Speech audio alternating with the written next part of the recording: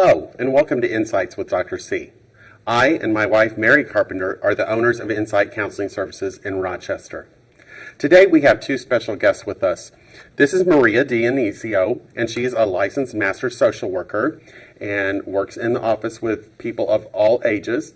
And next to her is Jean Washington, and Jean mostly works with adults and specifically a lot with couples, and Jean is a licensed professional counselor. And so both of them are here today to help me discuss the topic of divorce.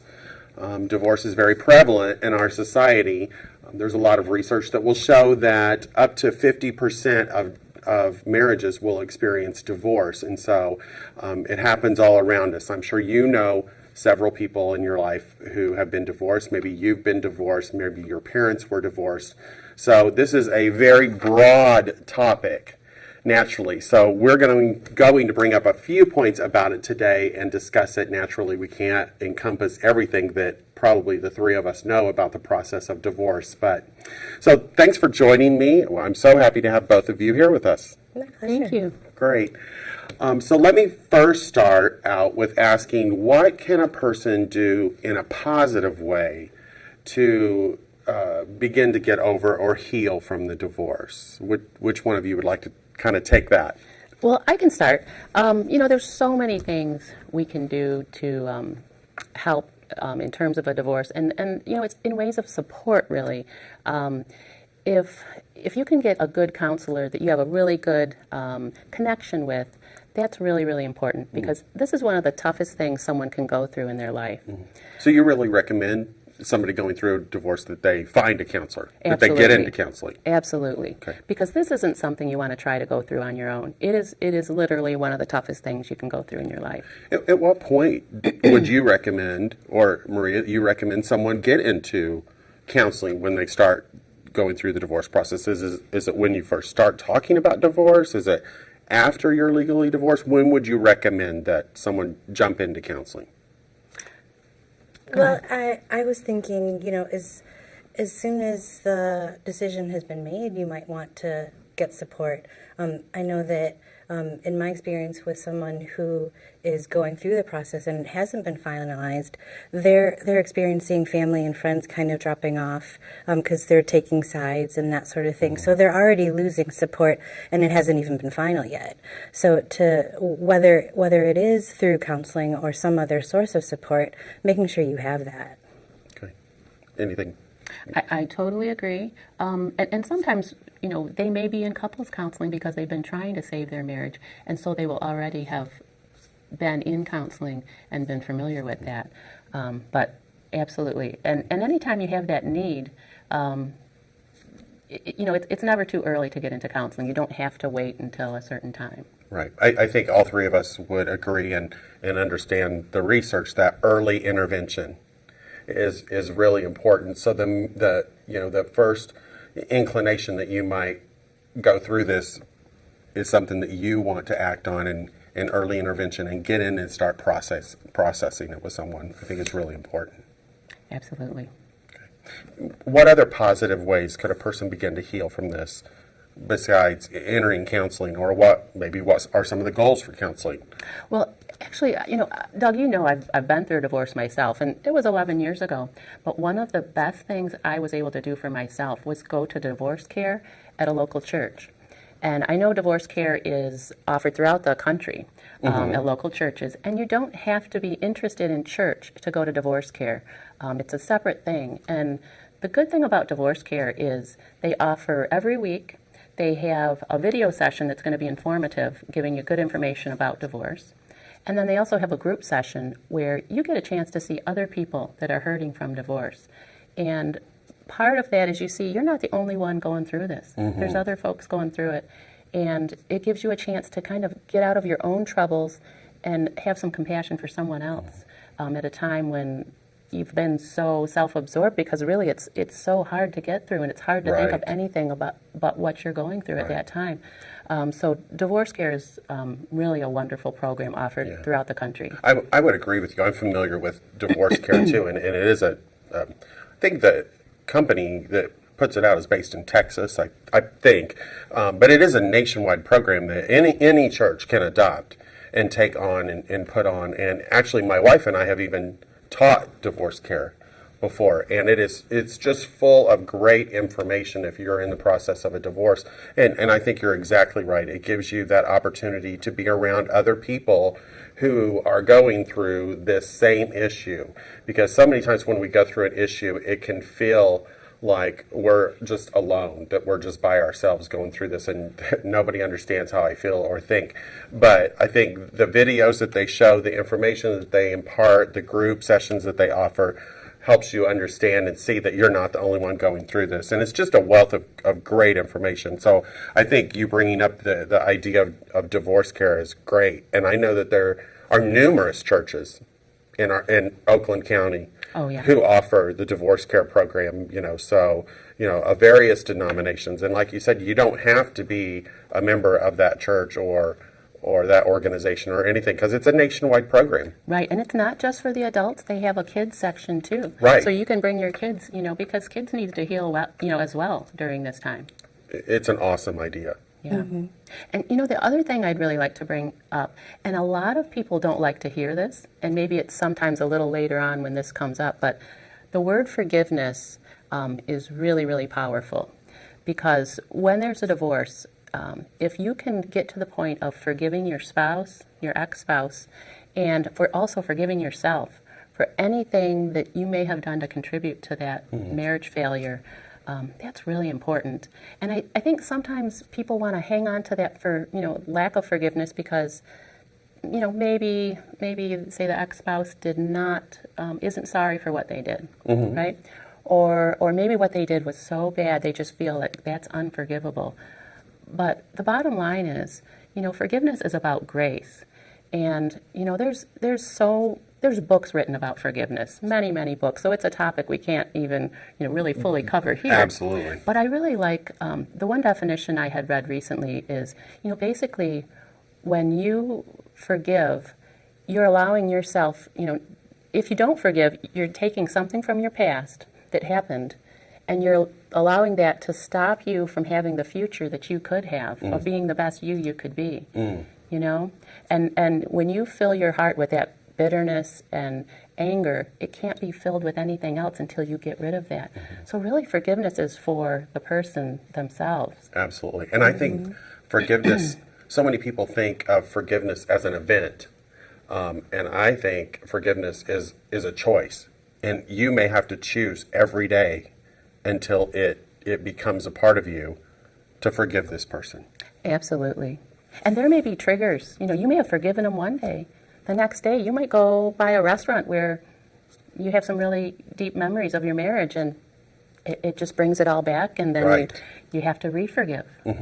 So forgiveness is definitely a process. Absolutely. That you have to go through.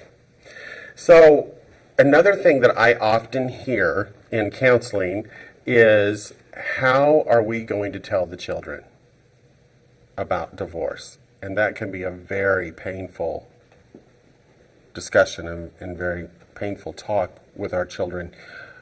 Maria, what are some tips for people out there who are facing divorce to tell our children about that? Sure. Well, if it's at all possible, to do it as a unified front, so they're not they're not feeling like they're having to make a choice between the two of you.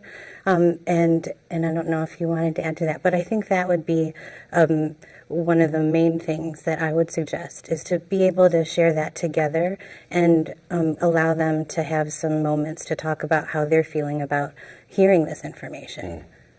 Yeah, I agree. And being prepared for it, there may be a lot of hard questions that get asked at that time. And maybe together discussing, hey, how are we going to answer some of these questions? Can we maybe just brainstorm for a minute about what some of the questions are that kids may throw at parents? What do you think parents are likely to hear when they announce mom and dad are getting a divorce? Well, the big question is why? Sure. Right. Well, okay, so in that process of why, let's say that one party has had an affair. Is that the kind of information that you would want to give a child? No. No. Yeah, that's the kind of thing that I feel really strongly about. And I feel like kids can, when we go to the airport, we don't give kids big bags to carry, right? We give them just a little backpack because that's all they can handle. And I think in this case, that analogy really holds Oh my true. gosh, that's a wonderful analogy. But to know that your mom or dad had an affair could just crush a child, right? Absolutely. And I think it's really important for children to know that it's okay to love your mom and it's okay to love your dad, and you can still think of them as good people, and there's no need to tarnish that image for the children. Right. I think it's very important to, just like you said, not give kids more information than they can handle or is going to damage their thoughts or their emotions toward one parent or the other.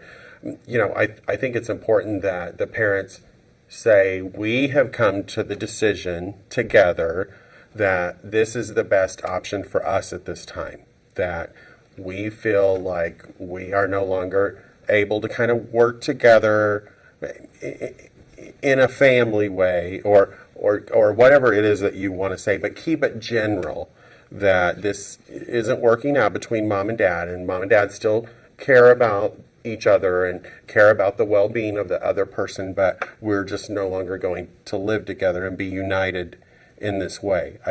I'm in full agreement with both of you that children should not be given the specifics and the reasons for the divorce until much later in life when they can understand and process that information appropriately. Mm-hmm. And to add to that, when they're talking about perhaps, their feelings have changed for each other, to know that the feelings for their children are the same, their love is unconditional for them, but that their feelings have changed for each other as spouses. I think that's important too. Yeah. I think another question that kids will throw at parents is, well, who am I going to live with? Or where am I going to live? What's going to happen to me? And if we look at some of the research about divorce, kids will jump into that mode of, how am I going to be taken care of? Who's going to take care of me? So what's some advice about how those types of questions could be answered? I think that's really important, and in terms of keeping things as much the same as possible, because already we know they're going to be spending some time at mom's, probably some time at dad's too, and they're not going to be in the same location. So that's going to be a big change for them. So the more that you can keep things the same, such as, maybe the family home, at least one of the parents stay in that family home. Okay. If it's financially possible. Yeah, so just some consistency, like consistency probably with school, with church, with one of the parents being able to stay in the home, if that's possible. I think those are very important topics and things to consider, because it is that consistency that's going to help that child feel a sense of safety and security. And they may not say it out loud, but the children might be also wondering, did I do anything to contribute to this? Right. So you might want to go ahead and address that and say you had nothing to do with this decision. And that's a great point, because I think even as the three of us work with adults, sometimes adults will even come in and still be holding on to the belief somehow that something I did or said contributed somehow to my parents' divorce. And in fact, I even heard this week, and the person was even able to say, I know that that's not rational, but I still have some feeling that somehow I must have contributed to my parents' divorce. And it was 20 years later that this person was still kind of holding on to this thought. Yeah, it's a long time. It is. So I think, addressing kids' questions at that time and encouraging them to ask questions. Because they're still going to have some. And over time, they may be asking the same question, but like you said, developmentally, they're able to handle a little bit more. So incrementally doing that to address it. And I don't know if either one of you are going to discuss this, but I'm always big about the research kind of says this, or I've read research about this, but one thing that I've read research about is the more the parents can collaborate and get along, the greater the adjustment of the kids are to the divorce. And I don't want to take information away from either one of you, because if you have that on your agenda to discuss, but I think that is so important. I agree, and that actually kind of brings up part of what we were going to talk about, which is there's a new thing that started recently called the collaborative divorce. Okay. And what that is many times in historical, what people would do is they would have two divorce attorneys, and one divorce attorney would sometimes, they would find things that are wrong with the situation on purpose, and the bills get bigger and bigger, right? And so the one parent is feeling as if the other parent is coming up with some of these things, but sometimes it's part of the divorce attorney, right? Right. And when these divorce attorneys start, basically fighting with one another, the parents start feeling like this is coming from the other parent, and then this creates this really difficult situation.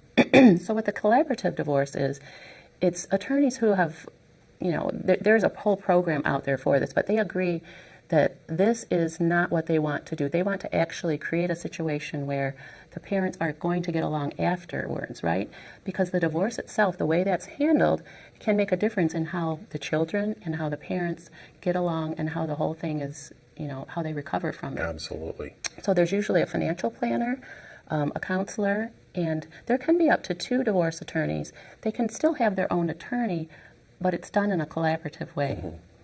Well, and I would like to tell our viewing audience that we are actually going to, in future shows, do a whole show on the idea of collaborative divorce to try to help families decrease the amount of conflict that goes on during a divorce. And Jean is part of that group that she just mentioned, a counselor that can work with you around collaborative divorce. And as I said, in a future show, when we talk about collaborative divorce, we will have a financial advisor here that also does collaborative divorce and potentially an attorney as well. So stay tuned and look forward to that topic as well, to kind of piggyback and go along with what we're talking about today. So, Jean, can you talk a little bit about the pathway between parents in a divorce and what that means? Yeah. So I kind of came up with this analogy of, when you go through a divorce, you've got, parent A and parent B, right? And once they're divorced, there's like a pathway between them. And this is an analogy, but it holds true. Basically, in that pathway, the children are going to walk when they go between homes, right? And you can fill that pathway with smooth stones of kindness and compassion and caring, and the children will walk on that. But if you fill that pathway with bitterness, anger, those will be sharp stones, and the kids are going to cut themselves on it. So many times parents don't realize when they're angry at the other parent and they say things about the other parent, that's hurtful for the children. And those are things that aren't easily undone. No. So that's why the collaborative divorce is so important, because it keeps that pathway smooth for the children. And it's all about the children. That's why the collaborative divorce was even come up with. It's such a great idea. Yeah. Right. Well, it sounds like you kind of started veering into this topic, but what are some of the mistakes that parents tend to make when going through a divorce that can ultimately be harmful to their children or the situation? Well, one of the things that comes to mind is having the child be the go-between. That really complicates things when you put that child in the position. Absolutely. I've even seen where, they might say, not just the go-between, but sort of the spy. Yeah, when that you were too. at Dad's house, who was over there? Well, what Did were they spend the night? Yeah, right. Interrogating the children so they feel like, oh, I need to, can I keep secrets? Do I need to keep secrets here? Is my is my parent going to be mad at me for this or that? So those can be some really tough things. And I understand a parent would be curious, but at the same time, using the children to be the go-between is really harmful. Yeah. The child cannot be a messenger between each parent either, and I've seen that happen a lot where, Sure. well, tell your dad this, or tell your mom this, or, that child should be removed from that. Parents need to be parents and continue to have that collaboration together. And you may be angry at this person, you may be angry at your ex-spouse, but you have to keep what's best for your children in mind. So just like you've said, they can't be that pawn. They can't be that go-between. And I have some families that the divorce situation is so conflictual that they can only communicate through email. And there are specific programs like Family Wizard, I think, is a program such as that. There are ways that you can find to communicate with that other adult, without using the kids to be a messenger.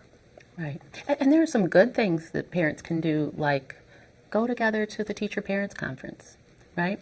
The more the parents can work well together, it works so much better for the kids. I mean, there are adult children that are getting married and they have such anxiety about their parents being at their own wedding.